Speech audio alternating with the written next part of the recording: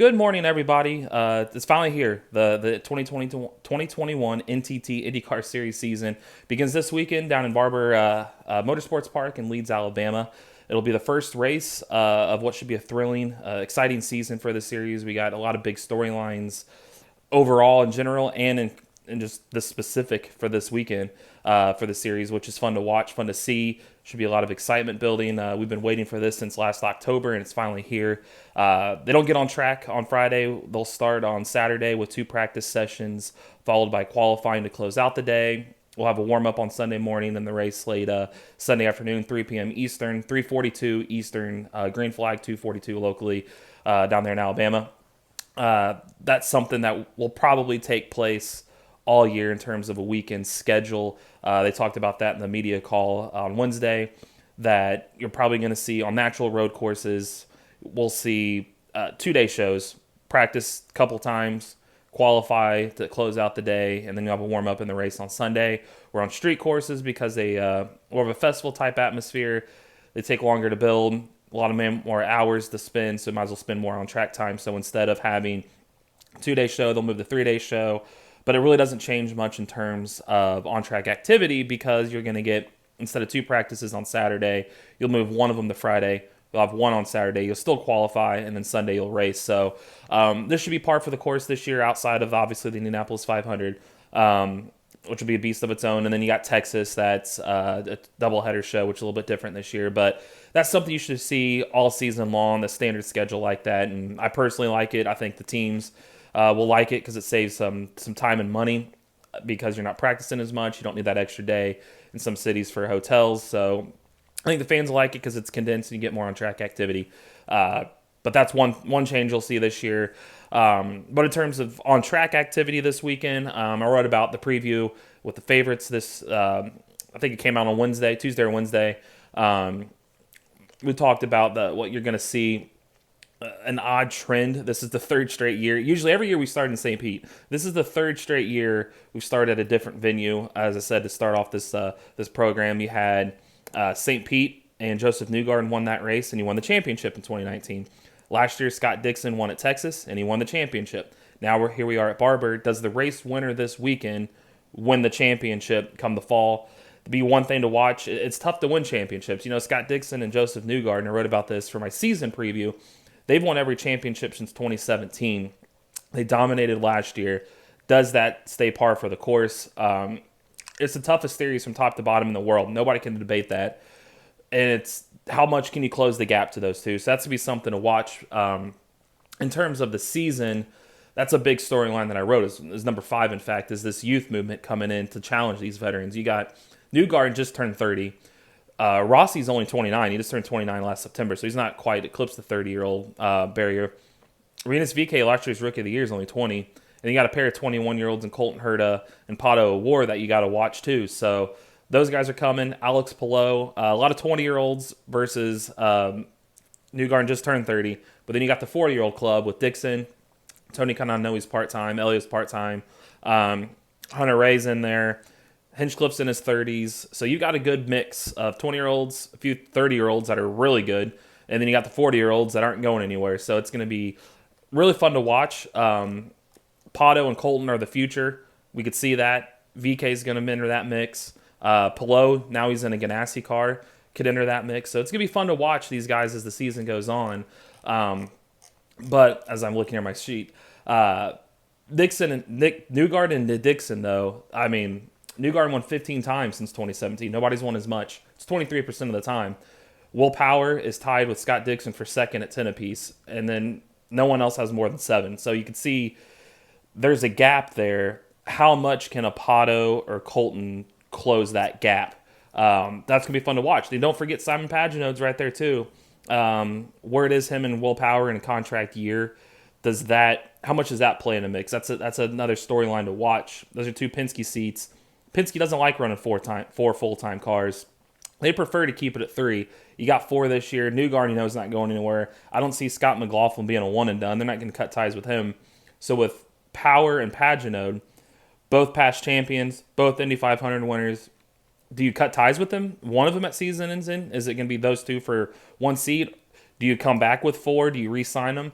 Or is there somebody else lurking out there that you want to bring in to replace them too? So that's another storyline to watch. The TV contract, that's a big one. Mark Miles said he'd like to have that deal done in spring. He even said it could push to June. But there's a lot of people saying, well, NBC Sports is gone because they're shopping. No, IndyCar is doing the right thing by shopping. That's what you got to do, is see what your market value is.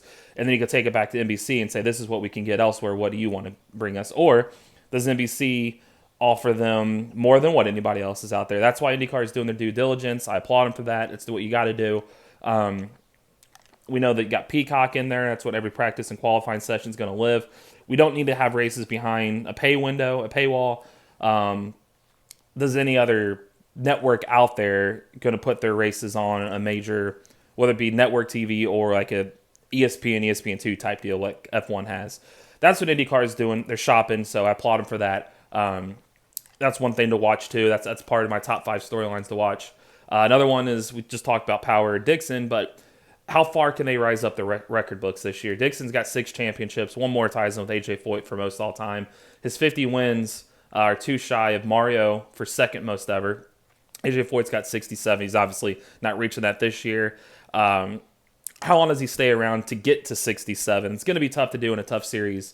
He at least can move into second and get by Mario. That could happen this year with 3 wins to eclipse second place. A championship ties him at 7 with AJ Foyt. So we'll see what happens there. He's got 48 runner-up finishes too. Only Mario's 56 is more. I don't think he's going to get 8 runner-ups this year to tie that, but he can close that gap.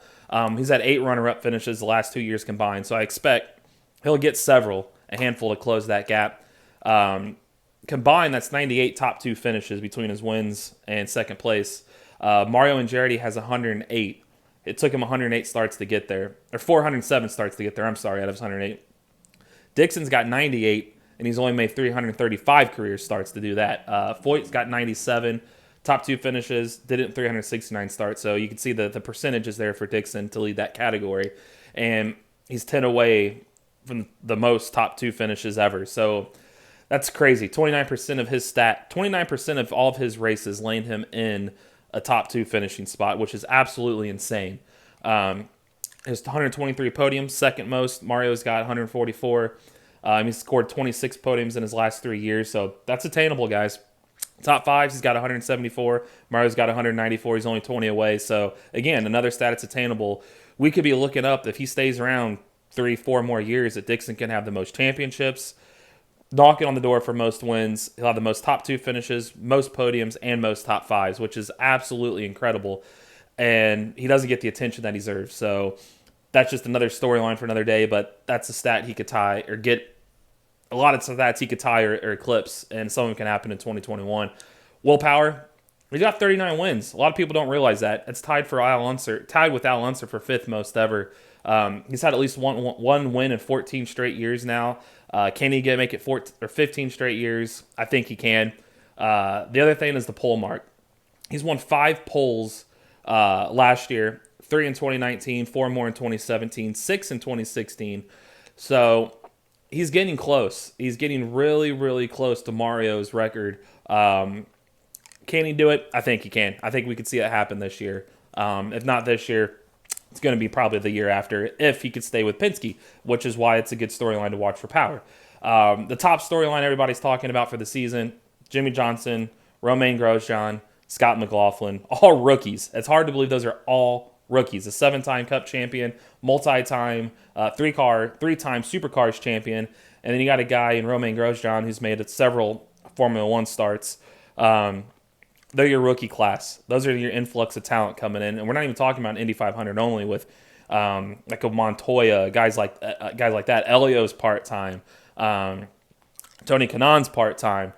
That's just going to make this series overall that much tougher to win on a week-in, week-out basis, which can lead me into the race preview. I wrote about the 5 burning questions that came out today, and I'm on those. How much of the preseason test help? We'll find out this weekend. Not really. You don't really know until you get on track. It's testing down there we've done. A lot of guys have had testing days that have taken down in Barber. How much does that help? We don't know until we get there because everybody's on a different agenda in testing. That's why I don't really post speeds or any recaps as far as those test sessions. Indy's a little bit different when they test here than those test days because everybody's on a different agenda on those days. They run different setups, could have different tire wear that they're looking at, different stints of how long you can manage tire wear, fuel mileage. Some guys may want to run a fast lap just to run a fast lap to be up there on the speed charts, or other guys they don't really care because it is a test session. So we'll see how much that helps. We already talked about the race winner. Can they win the championship? The rookies, just talked about them on the season, but how can they do? I think a good baseline would say top 15 for them. The series is so tough. Can they get a top 15? You got to look at recent history on what guys have done in their rookie starts at Barber, because we got to look at just Barber. At least all three of them have been on track at Barber in test days, so for them they've got seat time on this track. Marcus Ericsson was a rookie in 2019. He finished 7th, but he had F1 experience. Jimmy Johnson is running with Ganassi, where Ericsson did that with Aero Schmidt-Peterson that year. So you can't really compare the two. Granted, they're teammates now, but Ericsson wasn't in a Ganassi car in 2019, and he had F1 experience. So is that more relatable to Grosjean? 7th place, I think, is rather ambitious if he can get a top 10. Pato O'Ward and Colton Herta a few years ago were rookies in this race. Pato finished 16th, Herta 24th. Newgarden as a rookie, 17th. Rossi as a rookie, 15th. So if you look at those finishes, none of them had top 5s. They all kind of had a struggle. What's to say these guys aren't going to struggle? That's why I say a good solid top 15, complete all the laps that they can do, go the distance on Sunday would be a good days for them, just a good learning experience. Another top 5 burning question I had, which kind of goes on with the preview, is can Dixon get his first Barber victory? It's odd that he's never won there. It really is. He's 0 for 10. You also got to look at he's never won at St. Pete, never won at Iowa, never won at Portland, never won at Laguna Seca. How many of these tracks can he cross off this year? He crossed a few off last year, the IMS road course. He was 0 for 6 prior. He won the Worldwide Technology Raceway and Gateway. He was 0 for 4 prior to that. Barber, Portland, Laguna Seca, we didn't race there last year. All those races were canceled, so he didn't get a chance. Now we'll be there this year. First 2 races, coincidentally enough, Barber and St. Pete, he's never won at. In terms of Barber, out of 10 starts, 8 podiums. 6 of those 8 were runner-up, so he's been close. He finished runner-up in 2019, in fact, the last time out. So can he move one spot farther up on the podium? I think he can. I'm going to be honest with you. If you read my post, you'll see I picked him to win this weekend. I just like the way his motivation to come out and get a 7th championship. He's never won back-to-back championships in his career. Out of the previous 6, they've all come in it started off 5-year increments. That's shortened now. Can he get a 7th championship and do so back-to-back? I think he can. I think this year he's got to be the favorite. I picked him as my winner this weekend only because I think a lot of people would say Penske guys. They got 4 cars this year. They've won 6 of the 10 years in Barber. But, however, if you look, yes, Will Power and Simon Pagenaud have been good there. Power's got no top 10 finishes his last 3 Barber starts. His last podium, his win in 2012. Pagenaud was 9th in his last 2 Barber starts, with his last podium coming in 2017. So that opens the door. I think that opens the door for Dixon. Newgarden, yes, he's been strong there. 2 wins his last 3, but he was 4th last time out and failed to lead a lap. So can Newgarden win this weekend? Absolutely. Will I be shocked if Power and Pagenaud won? Absolutely not. But the recent stats have opened the doors for others, which should make this race really, in my opinion, you got to look at some sleepers because of that.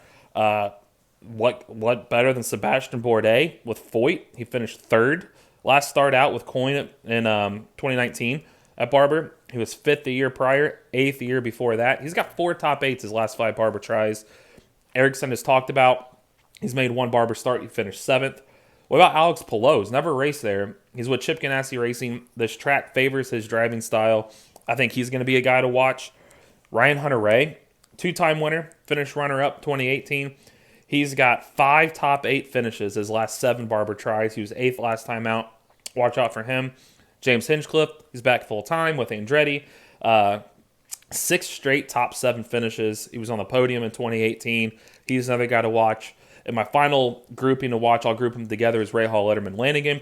Takuma Sato won the last time out. He's plus 5,000 He's 50-1 essentially to win this race. How? That is insane to me to think that. 3 straight top 10s, and he won the last time out. Graham Rahal, he's got 3 top 7s his last 5 starts, 2 of those being runner-up. So I think this opens the door for some strategy because Barber, odds are we're probably not going to see a lot of cautions. There never typically is there. So strategy plays open, 2-stop, 3-stop, 2-stop, 3-stop strategy. Who does what? Manage tire wear. Starting position seems to mean something there a lot. 5 straight races. I'm sorry, out of the 10 races, all have come from the top 10 starting spot. 8 of the 10 have started in the top 5. So qualifying on Saturday is going to mean a lot. Qualifying means a lot in IndyCar these days with how close the fields are. So we're going to have good practice sessions tomorrow to get these cars dialed in. How much do you focus on race setup when you need to have a good qualifying spot? So you're going to have a lot of guys mix and balance that. But it's nice to be back. It's here, guys. The season begins this weekend, 3 p.m. Eastern, NBC Network TV on Sunday for the Honda Indy Grand Prix of Alabama. Hope you guys tune in. Hope you guys enjoy these videos. We're going to start doing these more throughout the year. We're going to have, obviously, the written version online on the racereviewonline.net, but we'll also talk on this YouTube channel as well. Thank you, guys.